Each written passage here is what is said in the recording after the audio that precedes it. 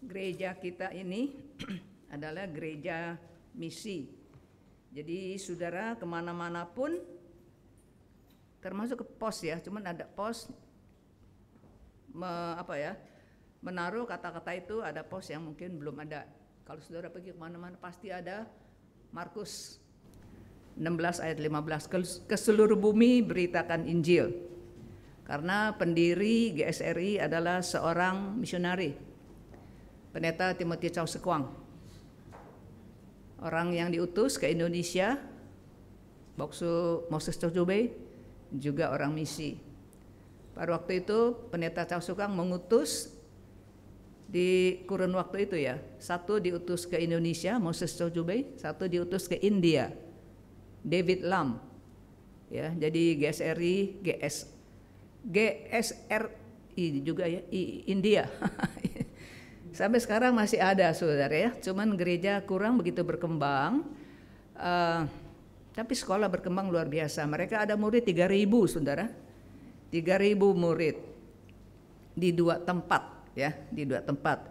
Jadi waktu saya jadi Lingliang Presiden, saya biasanya kan kunjungan gereja-gereja ya. Jadi saya ajak beberapa hamba Tuhan dari GSRI yang gerejanya buka sekolah. Waktu itu GSRI Kerawang baru buka sekolah belum lama. Saya bilang mau nggak lihat kita ke India. Jadi dia pergi ya. Kami waktu itu ke India, 2 gereja kita lihat.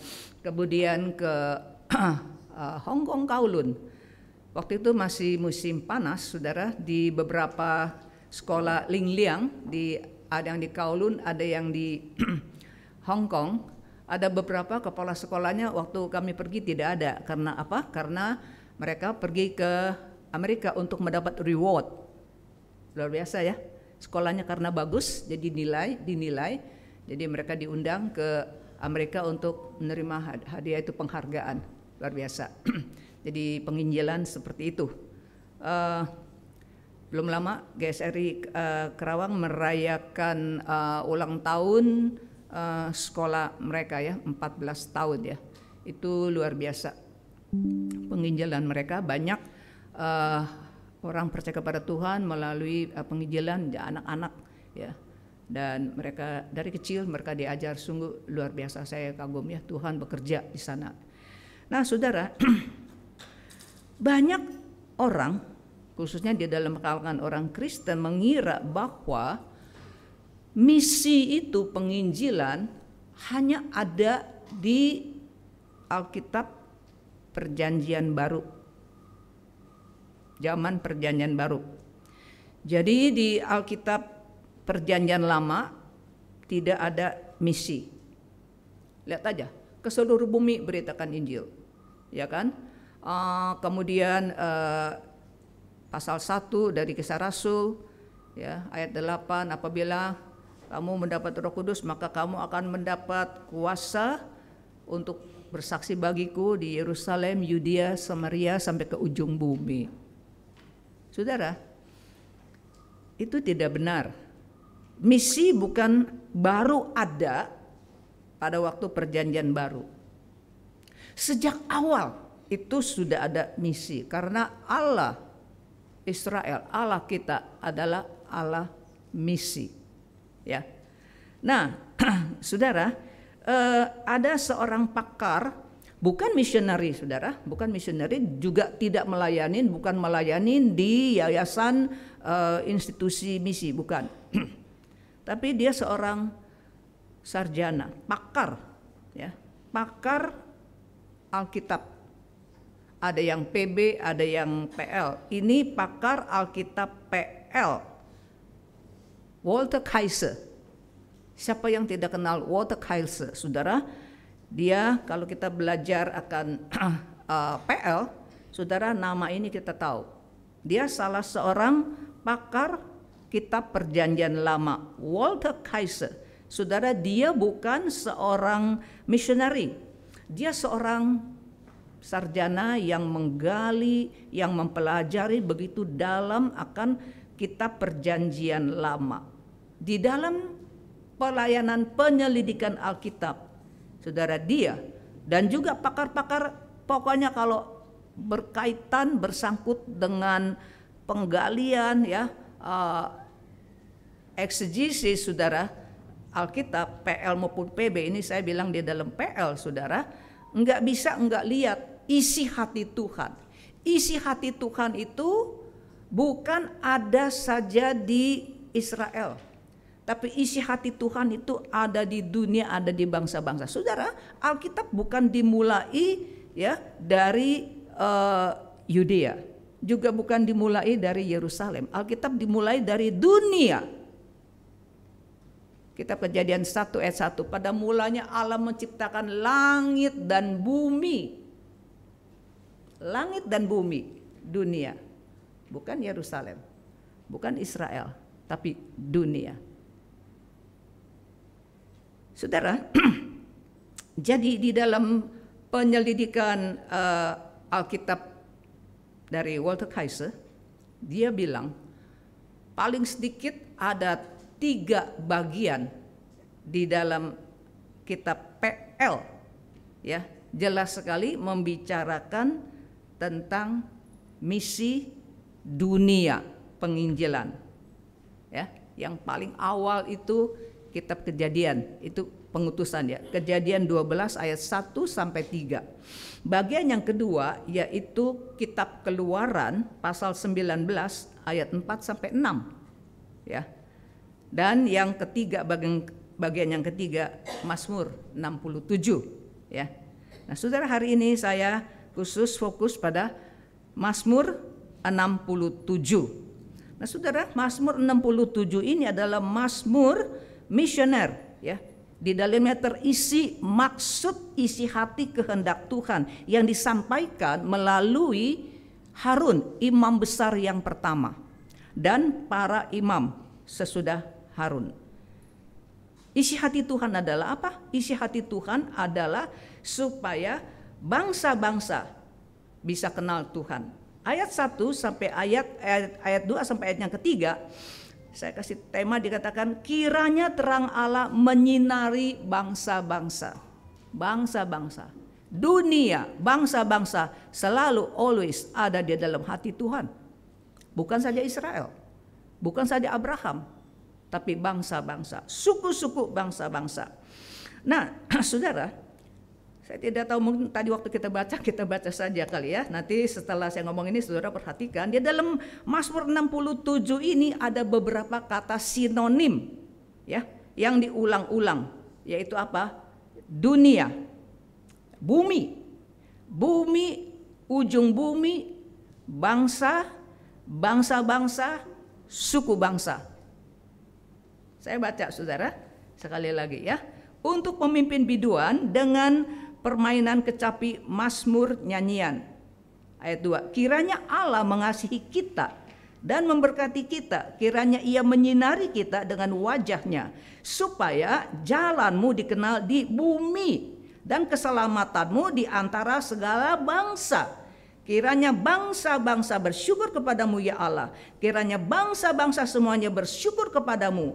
Kiranya suku-suku bangsa bersukacita dan bersorak-sorak, sebab Engkau memerintah bangsa-bangsa dengan adil dan menuntun suku-suku bangsa di atas bumi. Kiranya bangsa-bangsa bersyukur kepadamu ya Allah. Kiranya bangsa-bangsa semuanya bersyukur kepadamu. Tanah telah memberi hasilnya. Allah kita memberkati kita. Allah memberkati kita. Kiranya segala ujung bumi seluruh dunia takut akan Dia. Saudara, berapa banyak bangsa-bangsa, suku bangsa, bumi, ujung bumi ya, saudara. Jadi bangsa-bangsa ada di dalam hati Tuhan, bukan saja Israel ya. Bumi ada di dalam hati Tuhan, bukan saja di Palestina, saudara. Nah, saudara, Mazmur 67 ini begitu dimulai dengan ada 3 permintaan doa. Ya, 3 permintaan doa. Apa itu? Yaitu mohon Tuhan mengasihani, ya. Kiranya Tuhan mengasihani. Kiranya Tuhan, mohon Tuhan memberkati, mengasihani, minta dikasihani, ya, minta diberkati. Kemudian di dalam ayat yang selanjutnya dikatakan kiranya apa? Jalanmu itu kiranya Ia menyinari kita, ya, mengasihani, memberkati, menyinari. Minta Tuhan berkati, minta Tuhan mengampuni, ya, memberkati, minta Tuhan juga menyinari. Nah, saudara, kasihan. Kenapa mesti dikasihan? Kenapa minta Tuhan kasihani, saudara? Karena tahu upah dosa itu adalah maut. Dosa itu harus dihukum, ya. Dari hukum rohani demikian, dari hukum dunia juga demikian. Yang berdosa, yang bersalah dihukum, saudara, oleh pemerintah. Masuk, kalau parah itu masuk ke penjara, saudara. Jadi pemazmur tahu bahwa manusia itu, ya, dirinya, semua manusia itu berdosa, perlu dikasihani, ya. Jangan apa ya, jangan betul-betul dijalankan keadilan itu. Kalau betul-betul di dalam kitab Mazmur berkata, kalau Tuhan betul-betul, jika engkau mengingat-ingat, serius nih, ya, mengingat-ingat kesalahan-kesalahan, siapakah yang dapat bertahan di hadapanmu? Siapa yang bisa bertahan di hadapan Tuhan kalau Tuhan betul-betul serius, dia ingat-ingatin dosa kita? Siapa yang bisa bertahan, ya? Puji Tuhan, ayat ini nggak berhenti di situ. Ya, dikatakan siapa yang bisa bertahan? Tapi padamu ada pengampunan. Itulah yang pertama, minta supaya dikasihani, diampuni, tentu dengan pertobatan, saudara, enggak otomatis. Yesus datang ke dunia mati buat manusia di dalam dunia, tapi bukan otomatis. Karena dia udah mati, udah pemutihan begitu, enggak, saudara. Pasti harus melalui penyesalan, pertobatan. Ya, Tuhan mengampuni. Lalu saudara, yang kedua, setelah diampuni, minta apa? Minta supaya diberkati. Saudara, kalau ada dosa nggak bisa ada berkat. Tapi seringkali kita tidak mengerti, saudara. Banyak manusia tidak mengerti. Dia buat dosa banyak-banyak. Udah begitu kena ganjarannya. Terus marah-marah sama Tuhan. Saya aktif, saya ke gereja ini itu dan sebagainya, pelayanan, kasih juga persembahan. Kenapa? Kok saya begini? Dia nggak ngaca, saudara. Dia nggak introspeksi. Berapa banyak kesalahan dosa yang kamu buat? Nah, orang dunia nggak, orang di gereja nggak tahu. Sekalipun rekan-rekannya dekat juga nggak tahu apa yang kamu buat.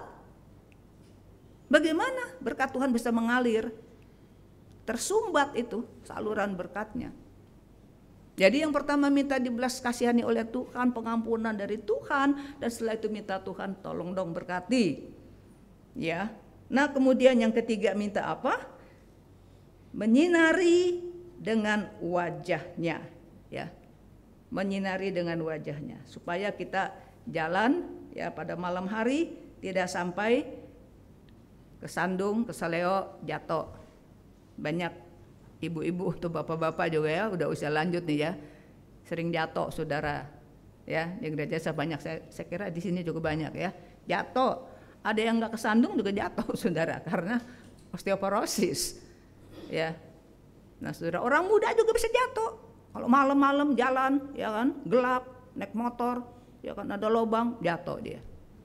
Jadi saudara, di dalam kehidupan ini, di dalam dunia ini, ya, banyak jerat-jerat, banyak bahaya, ya, banyak bahaya yang membuat kita nggak kelihatan. Minta Tuhan sinari.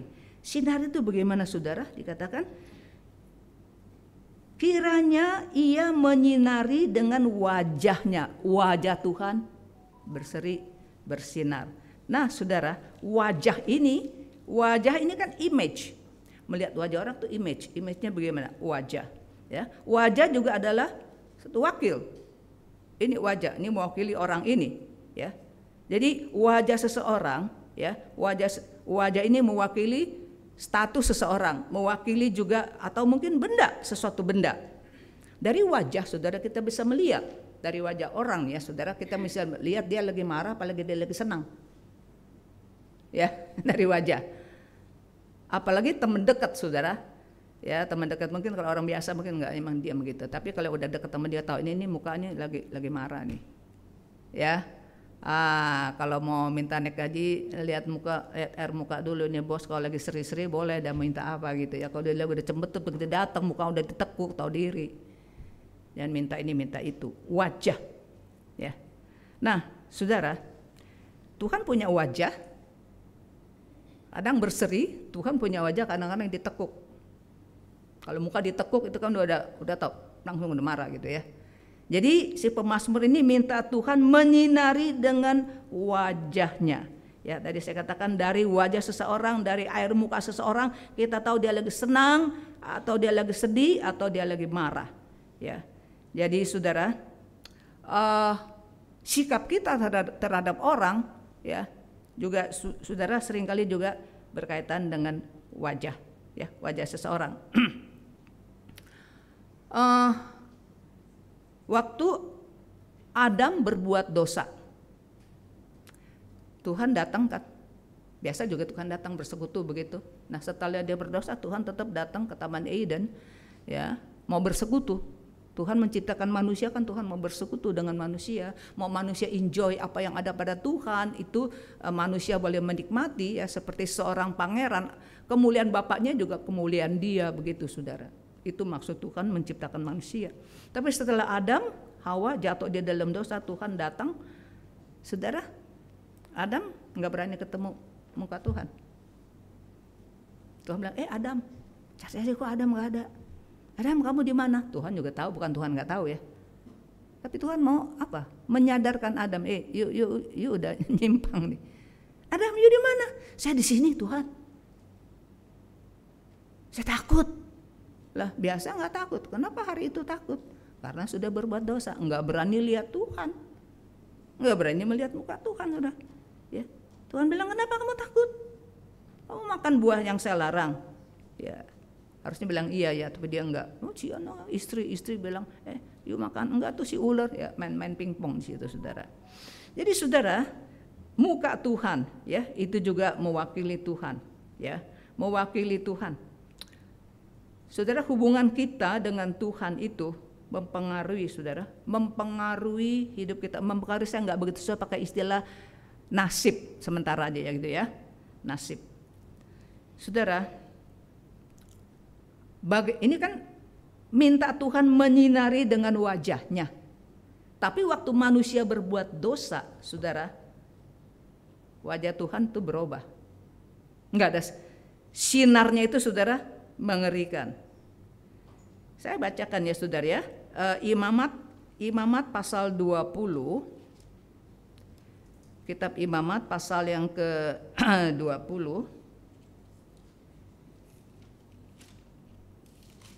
ayat 1 sampai 6 saudara. Ya. Kudusnya umat Tuhan. Waktu umat Tuhan kudus bagaimana, waktu umat Tuhan tidak kudus bagaimana, ya.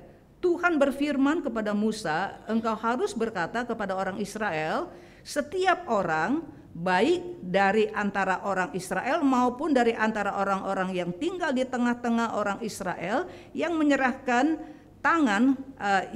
yang menyerahkan seorang dari anaknya kepada Molok, pastilah ia dihukum mati.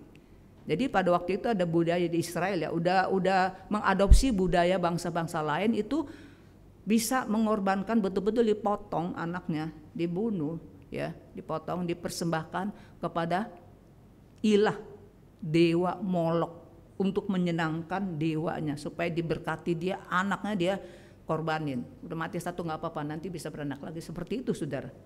Tuhan bilang hati-hati ya, akan dihukum ya. Ayat yang ketiga Tuhan bilang, aku sendiri, perhatikan ada kata yang sama nih ya, aku sendiri akan menentang orang itu, orang yang membunuh anaknya, yang dipersembahkan kepada dewa Molok ya. Tuhan bilang saya sendiri akan menantang orang itu dan akan melenyapkan dia dari tengah-tengah bangsa-bangsa. Ayat 4, tetapi jikalau rakyat negeri menutup mata, you udah tahu nih ada orang anak orang sebelah nih, orang seberang nih ya, dibunuh anaknya itu loh ya, diberikan kepada dewanya. Nah, you udah lihat, udah tahu, tapi pura-pura nggak mau lapor, nggak mau kasih tahu ya. Nih Tuhan bilang ya, Jikalau rakyat negeri itu tutup mata, udah tahu, udah lihat, udah nyaksikan, tapi tutup mata, ya. Nah, apa yang terjadi? Ya, tutup mata. Tuhan bilang, ketika Ia menyediakan seorang anak, ya, dari antara anak-anak banyak diserahkan, Tuhan bilang apa? Aku sendiri, ayat 5, aku sendiri, enggak suruh orang. Tuhan bilang, aku sendiri. Ayat 3 juga, aku sendiri. Aku yang eksekusi nih. Aku yang melaksanakan. Aku sendiri akan menentang orang itu, ya. Saya menentang orang itu. Yang mempersembahkan, yang membunuh ditentang, dan orang yang melihat, yang menyaksikan tapi diem aja, nggak ngomong, belaga, nggak tahu. Tuhan bilang, saya juga akan menentang. Ya, ayat ke-6, orang yang berpaling kepada arwah, ya, berhubungan dengan orang mati ini itu dan sebagainya, ya. Nah, kemudian yang berzina, ya, dengan bertanya kepada mereka, pada arwah-arwah, aku sendiri akan menentang orang itu. Saudara, jadi aku sendiri yang menentang orang itu. Di dalam bahasa versi Mandarin dikatakan aku akan apa? Aku akan berubah, ya. Aku akan berubah. Pian itu berubah, lian muka. Aku akan berubah, aku akan tekuk muka aku. Saudara, di dalam bahasa Inggris juga seperti itu. I myself will set my face against him. Bahasa Mandarin, bahasa Inggris sama. Kalau ada hal-hal itu terjadi, aku akan tekuk mukaku. Enggak lagi ada berseri-seri, enggak lagi ada sinar tuh yang memancarin. Jadi saudara, itu muka Tuhan, itu wajah Tuhan. Ya. Jadi saudara, bagaimana sikap kita terhadap Tuhan? Tuhan menunjukkan wajah yang bagaimana. Ya, bagi orang yang tahu dosa dan kesalahan, yang mohon, yang minta ampun, saudara, ya, Tuhan berkati dan Tuhan menyinari dia, ya, dengan wajahnya, ya, supaya tidak salah jalan di dalam dunia ini. Nah, saudara, belas kasihan siapa? Minta Tuhan membelas kasihani, minta Tuhan memberkati, minta Tuhan menyinari. Menyinari siapa? Belas kasihan kepada siapa? Berkati siapa? Saudara lihat ayat kedua. Kiranya Tuhan mengasihani kita. Kita ini pemazmur, ya. Kita ini adalah imam dan para imam. Nah, saudara, kalau saudara perhatikan ini ya, saudara, Mazmur 67 itu mirip sekali dengan doa berkat imam besar Harun yang dicatat di dalam kitab Bilangan. Kiranya Tuhan menyinari kamu dengan wajahnya, apa itu ya, saudara ya? Ini mirip ya. Itu duluan, yang kitab Bilangan duluan, ini yang belakangan. Jadi saudara, kita ini adalah orang Israel, bukan? Minta Tuhan berkati kita Israel, ya. Minta Tuhan belas kasihan kepada kita Israel, minta Tuhan menyinari kita Israel. Egois dong, saudara? Enggak, saudara. Saudara perhatikan, ujung-ujungnya itu adalah apa? Ujung-ujungnya itu minta Tuhan berkati kita Israel, ya, supaya Israel. Ujung-ujungnya apa? Ayat 3, supaya jalanmu dikenal di bumi. Karena Tuhan berkati Israel supaya bumi, dunia lihat, Tuhan berkati Israel loh, ya. Jalanmu dikenal di bumi dan keselamatanmu dikenal oleh di antara segala bangsa. Itu efeknya, saudara. Jadi bukan semata-mata berarti kami, tidak seperti itu. Inilah, ya, saudara, paragraf yang pertama. Itu Kejadian pasal yang ke-12.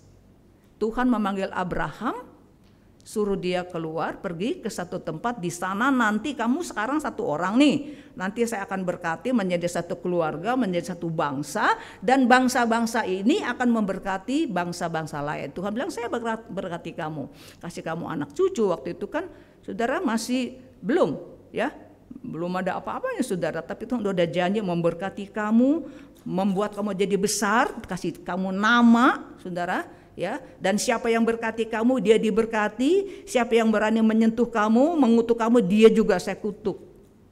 Dan saya berkati kamu supaya kamu menjadi berkat buat bangsa-bangsa. Saudara, jadi ini bukan satu permohonan permintaan yang egois, apa-apa kita berkati kita, ya, menyinari kita, tapi apa? Supaya jalanmu dikenal di bumi, supaya bangsa-bangsa tahu akan keselamatan kamu. Itu efeknya, saudara sekalian. Jadi tetap waktu Tuhan berkati Abraham, hatinya ada di bangsa-bangsa. Berkati satu supaya dia berkati yang lain. Ya, ini berkati Israel supaya apa? Israel juga tahu Tuhan berkati kita supaya kita jadi berkat buat bangsa-bangsa ini. Saudara, ini adalah isi hati Tuhan. Siapa bilang kita perjanjian lama PL tidak ada misi, tidak ada penginjilan? Saudara, hati Tuhan ada di bangsa-bangsa, hati Tuhan ada di dunia, di bumi, segala bangsa. Ini adalah doa yang sesuai dengan kehendak Tuhan.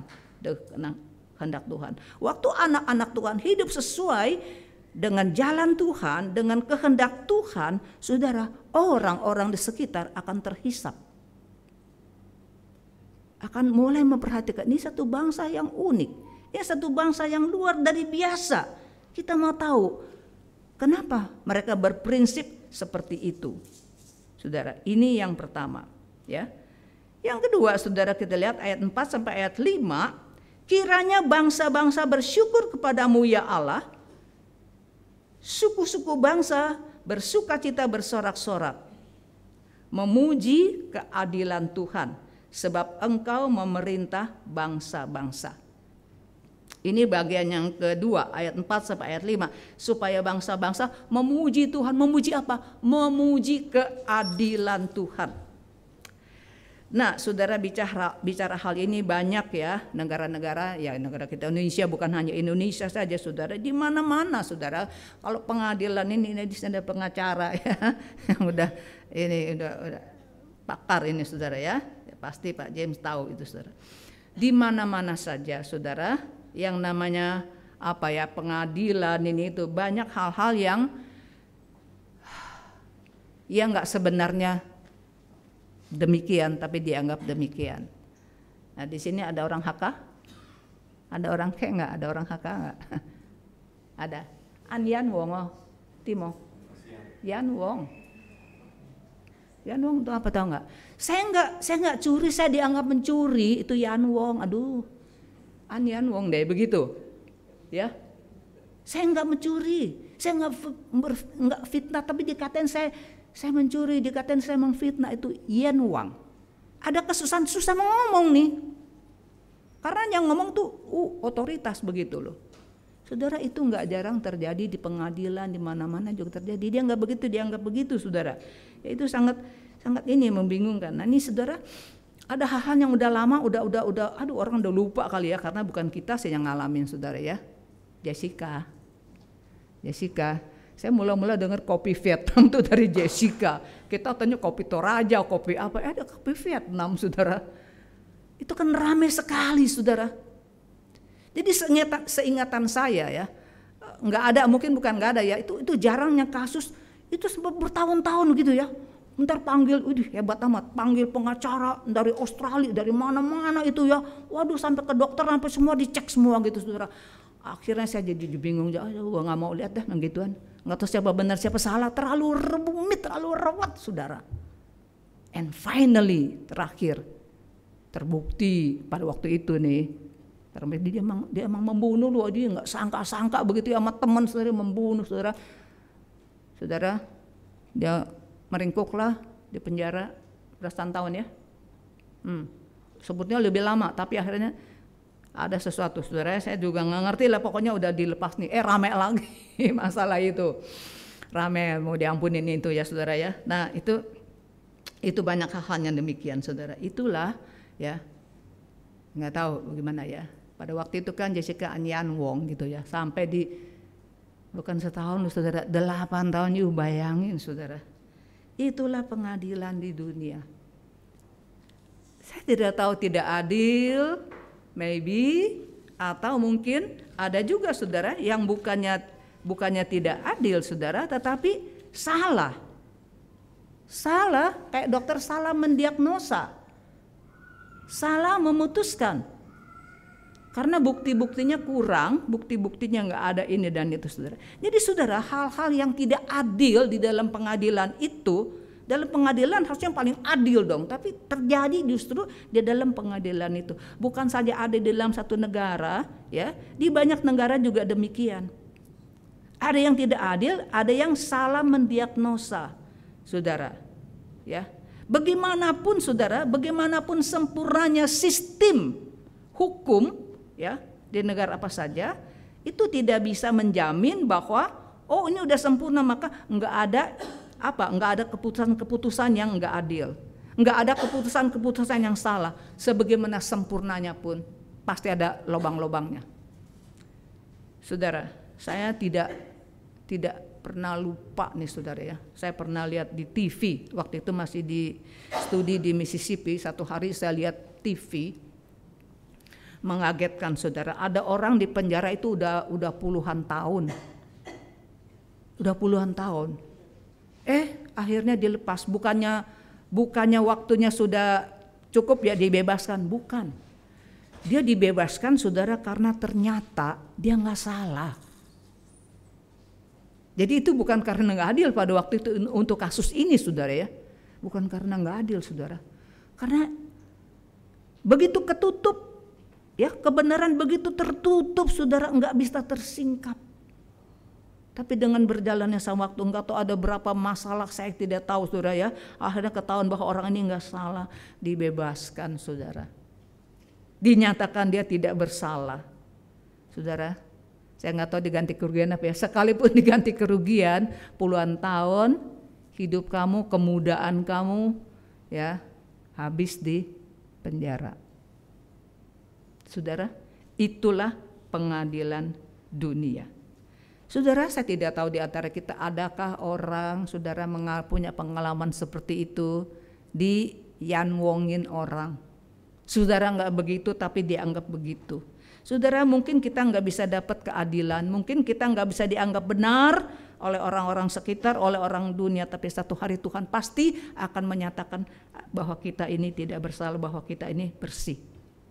Saudara, kalau kita lihat sejarah gereja itu banyak sekali anak-anak Tuhan, hamba-hamba Tuhan, ya, kaum awam pun orang biasa karena setia kepada Tuhan, setia kepada iman kepercayaannya di penjara. Ya, mati syahid. Ada yang dianggap sebagai lilin, saudara, dibakar begitu. Itu waktu zaman pemerintahan kerajaan Roma Nero, begitu kejam saudara. Malam-malam kan gelap itu ya, dulu belum ada lampu ya di tamannya saudara. Dia pasang lilin saudara, terang. Lilin itu adalah orang yang dicelupin di minyak lalu dibakar saudara. Seperti itu. Meminta kepada siapa keadilan? Dia adalah raja, dia adalah kaisar saudara. Tapi orang-orang itu saudara, satu hari ya pasti Tuhan akan menyatakan dia bukan saja tidak bersalah, dia adalah baik dan sangat baik umat Tuhan. Dinyatakan tidak salah. Saudara, apakah mungkin ada yang pernah begitu? Mungkin saudara sedang mengalami hal-hal seperti itu saudara. Ya. Jadi saudara, satu negara Amerika katanya negara apa ya?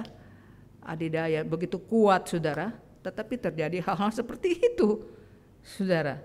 Ya, jadi enggak ada satu negara ya yang begitu hebat, yang begitu kuat ya, begitu hikmatnya bisa apa ya, bisa menjaga, bisa melindungi umatnya ya, yang mengalami kesulitan bisa diadili dengan baik. Saudara, enggak ada yang demikian. Satu negara aja dia enggak bisa urus. Ya, negara yang paling bagus pun nggak bisa urus. Terjadi hal-hal yang nggak adil, terjadi hal-hal yang bukannya nggak adil, tapi karena kekurangan hikmat atau kekurangan bukti apa dan sebagainya, sehingga orang yang bersalah tetap juga dimasukkan penjara. Hanya Tuhan. Jadi saudara, nggak ada satu negara di bumi ini yang nggak perlu keadilan Tuhan, saudara. Karena setiap manusia di dalam negaranya masing-masing mengalami hal-hal seperti itu. Bedanya parah atau nggak parah, kasusnya besar apa kecil, ya. Jadi saudara, keselamatan Tuhan, keadilan Tuhan saudara dibutuhkan oleh seluruh dunia. saudara, nggak ada yang nggak butuh. Yang terakhir saudara, ayat 6 sampai ayat 8 apa? Dikatakan kiranya bangsa-bangsa hormat dan takut kepada Tuhan. Kiranya segala ujung bumi, di dalam ayat yang terakhir ya, kiranya segala ujung bumi dikatakan takut akan Tuhan. Bumi sudah menghasilkan tanah. Kita sudah diberkati ya, ayat 7. Tanah dikatakan sudah memberikan hasil, banyak hasil nih. Siapa? Kita, Israel ya, diberkati Tuhan. Allah kita memberkati kita. Allah memberkati kita, kita. Tapi efeknya apa? Terakhir, kiranya segala ujung bumi takut akan Dia. Kok Tuhan berkati kita, segala ujung bumi jadi takut sama Tuhan. Ya, jadi takut sama Tuhan. Karena apa saudara? Karena melihat bagaimana dahsyatnya Tuhan, bagaimana hebatnya Tuhan memberkati orang Israel. Ya, jadi mau nggak mau bumi ini juga ikut memuji Tuhan. Contoh saudara. Zaman Raja Salomo itu adalah zaman keemasan. Raja Daud mengkonsolidasi negaranya. Ya, sebelum itu kan waktu zaman Raja Saul itu banyak gangguan-gangguan, orang Filistin lah, orang Amon, orang apa gitu ya, ganggu-ganggu, gerecok-gerecok saudara. Waktu Daud menjadi raja kedua saudara, ditaklukkan semua. Enggak lagi berani gerecok, bahkan mereka memberikan upeti kepada Daud, kepada Israel. Mengokohkan, kuat, aman. Nah, sampai Raja Salomo itu mengembangkan perdagangan, bangunan, semua. Saudara, Tuhan memberikan dia hikmat. Waktu dia jadi raja, Tuhan bilang, "You mau apa?" Dia bilang, "Saya masih muda Tuhan, saya nggak berpengalaman.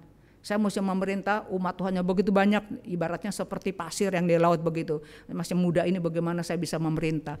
Jadi saya nggak minta apa-apa Tuhan, saya cuma minta hikmat aja. Supaya saya bisa menjadi raja yang baik, bisa mengatur dengan baik." Tuhan senang sekali.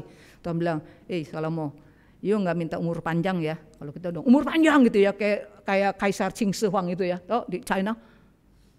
Supaya saya nggak mati-mati gitu loh ya. Sampai kirim orang ke Jepang.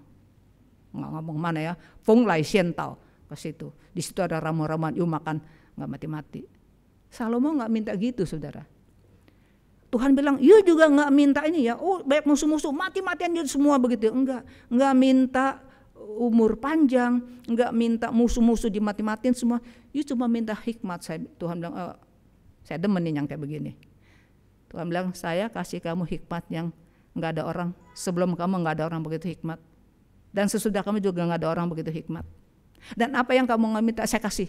You nggak minta umur panjang, saya kasih umur panjang. You nggak minta apa? You nggak minta kekayaan, you nggak minta apa-apa, saya kasih. Nah, saudara, akhirnya saudara tahu, dia punya hikmat itu luar dari biasa, saudara. Sehingga bagaimana? Hikmatnya itu saudara sudah sampai kemana-mana. Dunia pada waktu itu udah tahu dia hikmat. Bekennya sampai bagaimana banyak orang datang mau dengar kata-kata hikmat dia. Raja-raja pada ngantri tuh baris mau ketemu sama Raja Salomo. Saudara, saya bacakan ini ya. 2 Raja-Raja pasal yang ke-10, saya bacakan saja. 2 Raja-Raja pasal yang ke-10 ayat 24. Pasal ke-10 ayat 24. Seluruh bumi berikhtiar menghadap Salomo untuk menyaksikan hikmat yang telah ditaruh Allah di dalam hatinya. Raja-raja datang mau dengar kata-kata hikmatnya. Dan salah satu dari raja-raja itu ada satu Ratu Sheba datang membawa segudang pertanyaan. Gue pengen tahu apakah dia bisa jawab ini. Yang susah-susah pertanyaan-pertanyaannya. Satu persatu dijawab. Enggak ada satu yang dia enggak bisa jawab Salomo. Enggak ada satu yang enggak memuaskan jawaban itu. Ratu Sheba datang, lihat saudara, dia kan ratu. Bukan orang kampung saudara. Orangnya punya wawasan, tapi begitu datang ke istana Salomo jadi pangling dia, saudara. Salah tingkah, mau begini susah, mau begitu. Karena apa? Begitu mulia, begitu agung. Lihat, aduh saudara, dia punya pejabat-pejabat. Oh, menteri ini pakai bajunya apa, menteri itu pakai baju apa. Saudara, lihat dia punya tahta, pakai apa? Pakai gading, saudara. Waduh, saudara, makanannya, pakaiannya, ini pengaturannya semua demikian bagus, saudara. Pertanyaannya semua sudah terjawab. Sehingga Ratu Sheba, dia berkata apa, saudara? Ratu Sheba berkata seperti ini, ya. Dia bilang, orang-orang yang di sekitar kamu itu, ya, berbahagialah, ya. Orang-orang yang di sekitar kamu itu sangat-sangat berbahagia. Ya, dia bilang, Tuhan kamu terpuji. Ini bukan orang Israel, saudara, bangsa lain, bangsa kafir, ya, bangsa kafir. Dia bisa memuji Tuhan di dalam ayat yang ke-8, saudara, pasal 10 ayat yang ke-8. Ratu Sheba bilang apa? Berbahagialah para istri dulu, raja dulu banyak istri itu, ya. Jangan kok dia banyak istri, saudara, banyak istri banyak kacau, ya. Kadang-kadang kita nih anak-anak don nakal-nakal, ya, baca-baca yang sesuai dengan kemauannya dia cocok tuh banyak istri. Saya boleh dong, itu banyak istri tuh, dikatakan berbahagia lagi, saudara. Ini mesti dikotbahin berapa sesi itu, saudara, ya. Ya, berbahagialah para istrimu yang selalu melayani engkau dan menyaksikan hikmatmu, ya. Para istrimu, pejabat-pejabatmu, para pegawaimu. Ayat ke-9 dikatakan terpujilah Tuhan Allahmu. Terpujilah Tuhan Allahmu. Dia bukan orang Israel. Dia adalah Ratu Sheba, raja di negara Sheba. Dia datang, dia bilang sama Salomo, Tuhanmu terpuji. Dia bilang seperti itu, ya. Terpujilah Tuhan Allahmu, ya, yang telah berkenan kepada kamu sedemikian sehingga dia mendudukan engkau di atas tahta kerajaan Israel. Saudara, Tuhanmu terpuji sehingga Tuhanmu mencintai kamu, Tuhan sayang kamu, Tuhan kasih kamu duduk di atas tahta. Itu luar biasa, saudara. Karena Tuhan dikatakan, karena Tuhan mengasihi orang Israel untuk selama-lamanya. Jadi dia memuji, dia memberkati. Dia bilang, aduh Tuhan berkati Israel selama-lamanya. Tuhan sayang kamu, ya. Terpujilah Tuhan Israel. Saudara, kenapa? Kenapa, saudara? Karena lihat Tuhan memberkati Salomo, karena melihat Tuhan memberkati Israel sedemikian rupa. Sehingga, saudara, ratu ini, raja-raja lain juga seperti itu.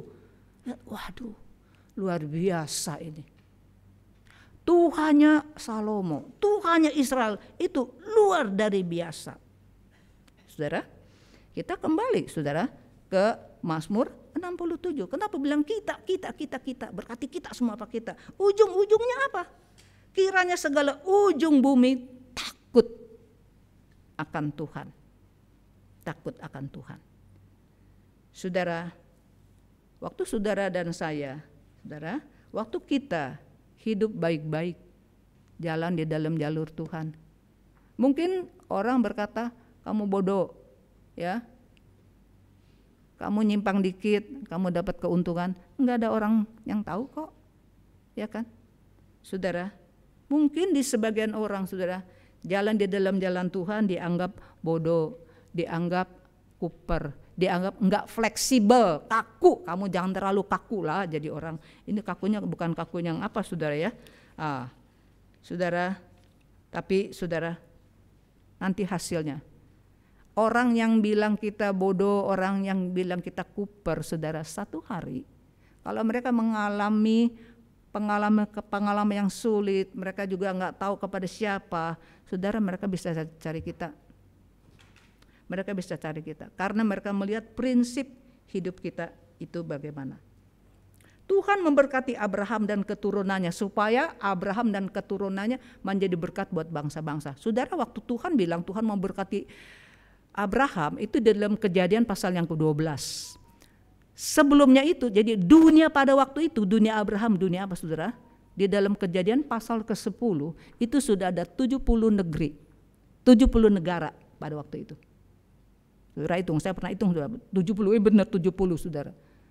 Jadi Tuhan bilang saya mau berkati kamu supaya kamu berkati bangsa-bangsa, itu dalam konteks waktu zaman Abraham. Ya. Tetapi setelah itu anak cucunya, ya, saudara, itu tentu dunia lebih luas, lebih besar.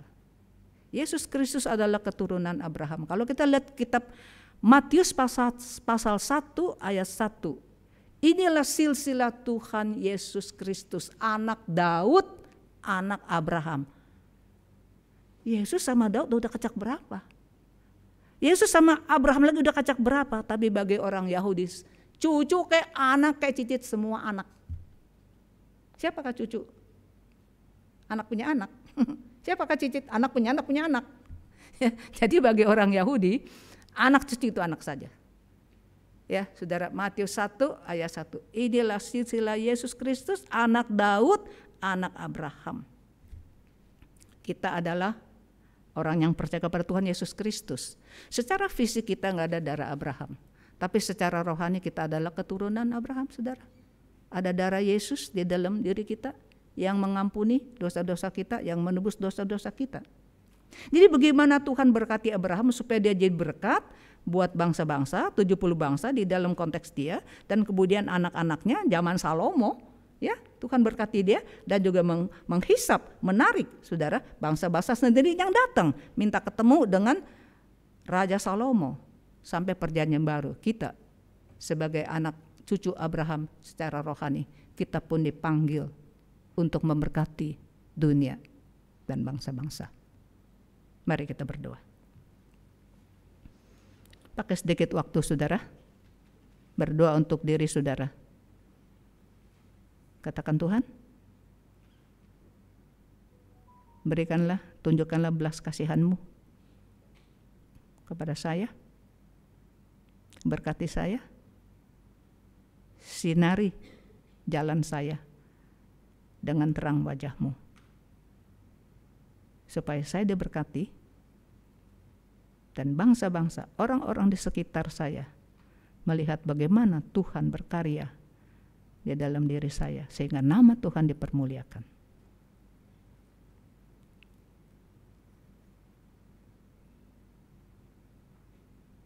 Bapa di dalam surga, terima kasih Tuhan, Engkau mengajarkan kepada kami bagaimana berdoa. Doa bukan saja egosentris, berpusatkan pada diri kami sendiri, tetapi biarlah kami mempunyai dada yang lapang. Tuhan berkati kami supaya kami menjadi saluran berkat buat orang-orang, buat dunia. Tuhan berkati GSRI Sunter, supaya GSRI Sunter juga bisa memberkati banyak orang, terutama di dalam kompleks ini dan sekitar ini, bahkan yang lebih jauh. Dalam nama Tuhan Yesus kami berdoa. Amin.